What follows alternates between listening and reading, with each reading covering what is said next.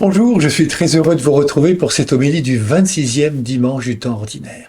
Je vous propose de jouer à question pour un champion. Top! D'origine hébraïque, je suis présent dans la Torah, mais aussi dans le cœur de la vie chrétienne. Je suis composé de 4 lettres. Dans la Septante, la Bible grecque, on me traduit « ainsi soit-il ». Dans la Vulgate, la Bible latine, on me traduit « fiat ».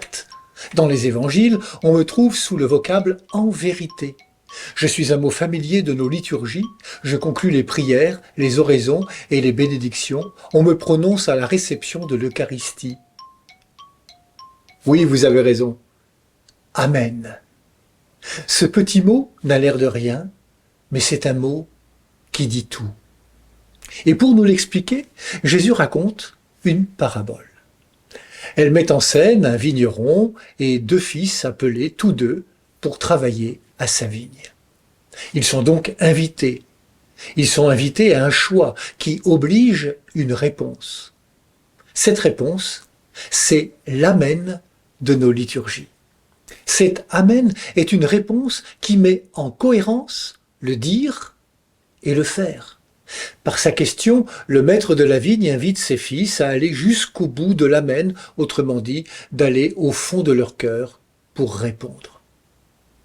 Si l'on transpose la parabole et que nous nous mettons à la place des fils, voilà ce que ça donne.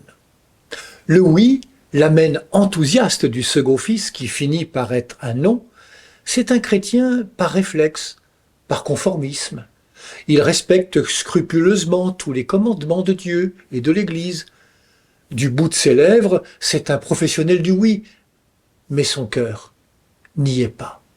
Quand il entend l'Évangile, il est d'accord, il trouve que c'est beau, que c'est bien, mais son cœur n'y est pas. Et quand la foi bouscule ses vieilles habitudes, entame son confort, exige l'engagement, il invente 1000 excuses et l'amen devient non. L'attitude du premier fils est tout autre. Pas d'enthousiasme. Il mesure la faiblesse. Il devine combien l'obéissance au Père va déranger son petit train-train quotidien. Devant la hauteur de l'Évangile, il est pris de vertige. Il recule, il panique, mais son cœur réfléchit. Il voudrait bien, mais c'est trop dur. Il n'y arrive pas. Au bout du compte, il dit « Amen » et va travailler à la vigne. Nous sommes, avouons-le, un peu des deux. Les « Amen » que nous disons 10 fois dans la messe sont autant d'occasions pour chacune et chacun d'entre nous de mesurer que l'Évangile nécessite une conversion de notre cœur, qui doit nous transformer au point de devenir des véritables disciples qui suivent de près Jésus en accomplissant avec lui l'Évangile, fidèles à la volonté du Père. Les « Amen » engagent la vérité de notre cœur, notre fidélité à Dieu. Beaucoup aujourd'hui travaillent dans la vigne du Père, alors même qu'ils semblent avoir répondu non. Oui, ils sont beaucoup à nous précéder dans le royaume de Dieu.